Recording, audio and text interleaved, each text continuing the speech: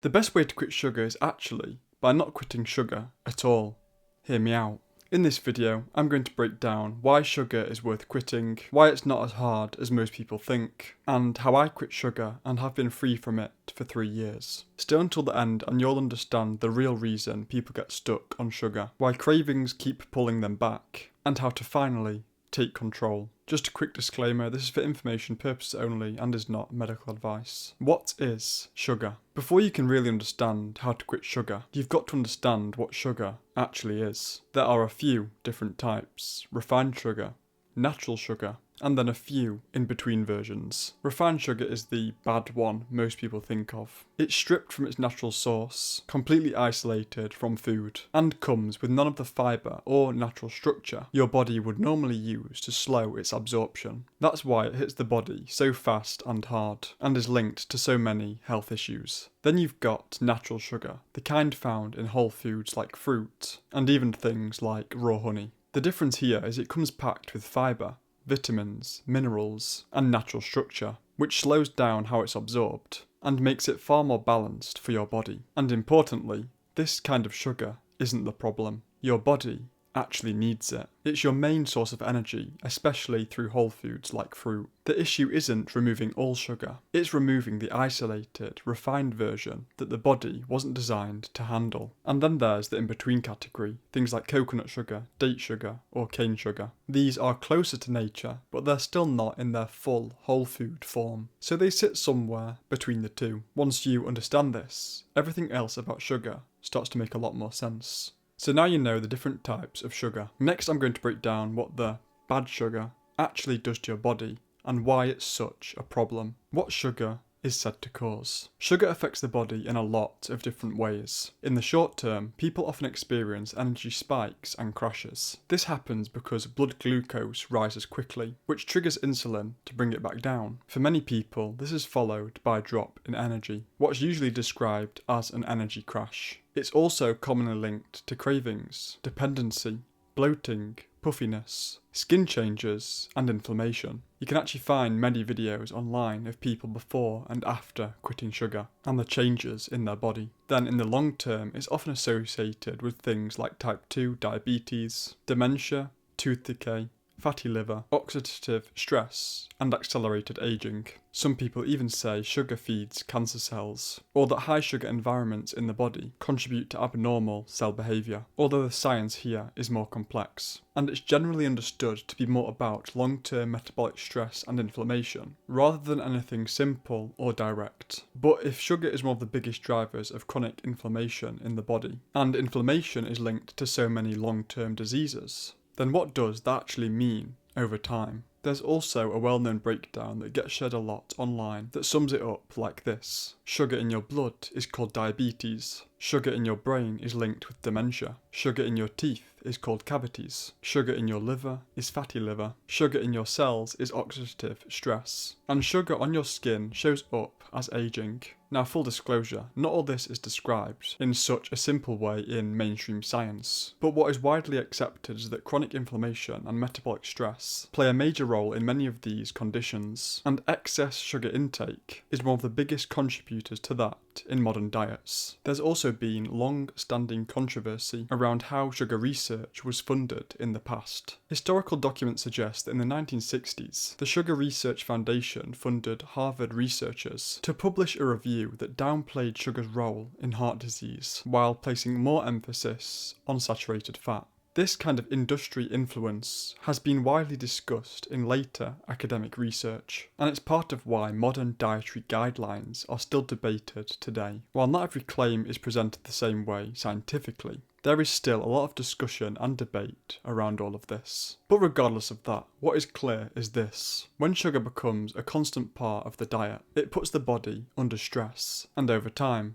that stress adds up. So once you understand what sugar is actually doing to the body, the next question becomes, why do people keep eating it anyway, even when they know this? Main reasons people eat sugar. There are a few main reasons people keep eating sugar. Some people just don't know it's bad, or they don't realise how bad it actually is. Others know it's bad and honestly do not care, because to them, taste and instant gratification matter more than long-term health. Then there are people who know it's bad, but they feel addicted to it. They are not really choosing it anymore, they are just caught in the cycle. A lot of people also use sugar as comfort. Stress, emotions, boredom, all of that can make sugar feel like a quick escape for a moment. Then there's the moderation myth. This is a big one. This is another one where your beliefs aren't your own and have been created for you by big corporations to make you think it's alright and it's a treat.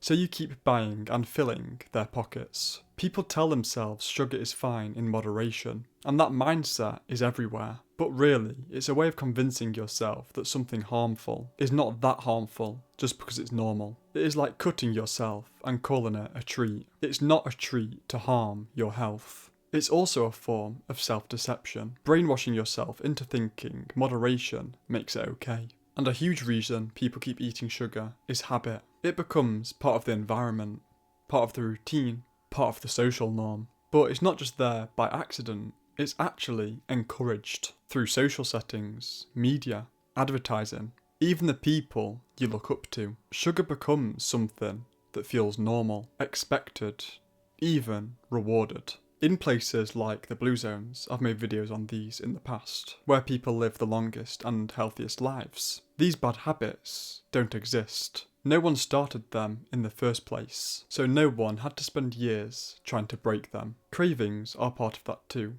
People think they have to satisfy every craving, but you do not.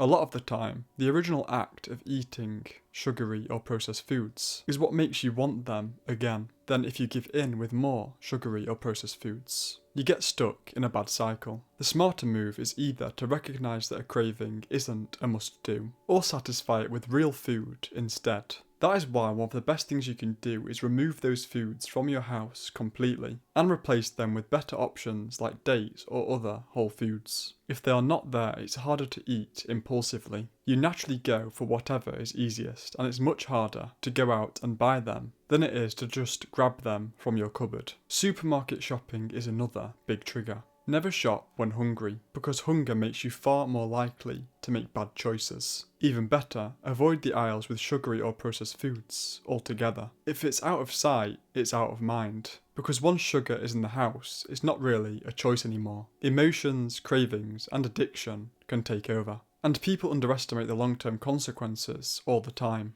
We are not taught the real damage sugar and sugary foods and drinks can do. Imagine a health bar that starts green at one side and goes into red at the other side. Every time you eat good food, you stay in the green, where you feel your best and your body can function properly. But every time you eat something bad, you move further into the red. And that is where problems start building up. Tiredness, bad teeth, puffy face, diabetes, and long-term issues like dementia. And then there's the psychology behind all this. A lot of these foods aren't just made to taste good, they're designed to keep you coming back. They hit multiple reward points at once: sweetness, saltiness, texture, and crunch. Even things like perfect crunch or melt are engineered to be as satisfying as possible. Then you've got the packaging, the colours, the wording, the advertising, all designed to grab your attention and trigger that instant gratification response. It's convenience as well. Everything is quick, easy, and right there, which makes it even harder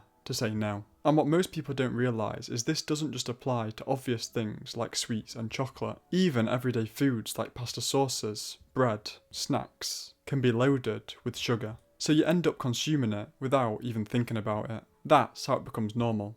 That's how it becomes automatic. And that's what keeps the cycle going. And when you put all of this together, the cravings, the habits, the environment, you start to realise this isn't just about willpower, there's something deeper going on. Sugar and processed foods are drugs. Most people do not realise that sugar and processed foods are basically drugs. As I said earlier, they are engineered to hit all of your senses. Sweetness, saltiness, crunch, aroma, all of it designed to make you want more. That is why people can become so dependent on them, and why quitting can feel like withdrawal for some people. And the reason is simple. These foods usually do not give you much real nutrition, and they do not properly fill you up.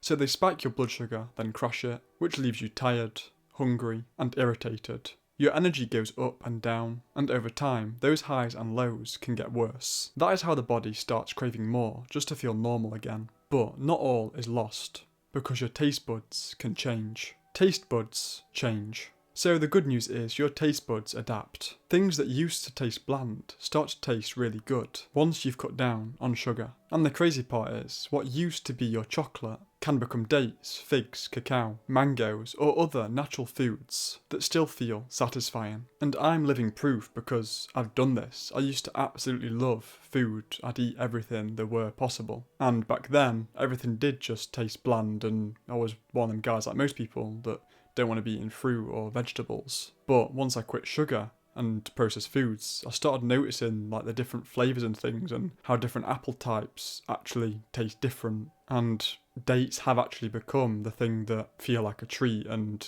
are just as nice as what chocolate and that used to be like. So you're not giving up on flavour or enjoying food, you're just changing up the ingredients. Because once your taste buds change, you realise you can still enjoy sweet things, just in a way that is a lot better for you. And once you realise that, it stops feeling like you're giving something up. It just becomes a different way of eating. So now let's get into the part you're probably here for. How I actually quit sugar. And didn't relapse, which is probably a good thing worth mentioning. How I quit sugar. And again, what I should also mention, processed foods too, as I'm going to cover a bit later on, because this is kind of a 2-for-1. Here's what I did. I started by cutting out sweets, then chocolate, and then foods with hidden sugar, like pasta sauces. I did not taper off slowly. I just made the decision that for the things I knew were harmful, I was done. And that really is a big part of it. Discipline matters right at the start. But so does understanding why you are doing it. Because once you really understand why sugar is a problem for your health, it becomes a lot easier to say no. Now, I'm not saying you just go from sugar to nothing overnight and suffer for it. There are alternatives for almost everything. So yes, I stopped eating the obvious sugary stuff, but I replaced it with better options first. Instead of chocolate, I had things like dark chocolate, naked bars, and dates. Then I moved more toward non-packaged, single-ingredient things like figs, and made this little bowl when I felt hungry or felt cravings coming along, instead of snacking on junk, where I'd put a mix of nuts, with a little salt, cinnamon, and honey. That little bowl isn't really a sugar substitute, but it helped me when I felt hungry or craved something, as it fills you up and it's quite satisfying. And over time, as your taste buds change, fruit starts to become the sweet stuff. Strawberries, mangoes, that kind of thing. So really, it is like this. You start with better alternatives, then you find better alternatives to the alternatives. And before long, you are naturally moving toward whole foods like dates, figs, fruit, and honey. And that is when you start to realise something important. If you really want to quit sugar completely, you have to start eating more whole foods, cooking from scratch, and not relying on takeaways, and eating out all the time, because sugar is in everything. Once you start looking at ingredients properly, you see it everywhere, not just in sweets and chocolate, but in pasta sauces, bread and snacks. Things you would never expect. But again, something just fell into place for me. I went to Athens a few years ago and, by chance, walked into a cafe that had these raw balls and bars. They were labelled raw, vegan, gluten-free, sugar-free. So I just bought a few of everything, and I was absolutely amazed at how nice they were. That was the moment it kind of opened my eyes to a whole new way of eating. From there, I started making versions of everything I could think of, just using different ingredients. So that is really the big takeaway. Quitting sugar is not about giving up enjoyment. It is about understanding what sugar actually does, why people get stuck on it, and how to replace it with better choices that still feel good. Once you change your environment, your habits, and your taste buds, it becomes a lot easier than most people think. If this helped, comment below and tell me what part of sugar you struggle with most. If you learned something new, please like and subscribe to keep learning. If you know anyone that's interested in this kind of content, please share this to them, as it really helps me out. If you are trying to improve your health, you will like the videos in the playlist on screen now. Thank you for watching and see you in the next one, and remember, stay positive even when it seems everything is against you.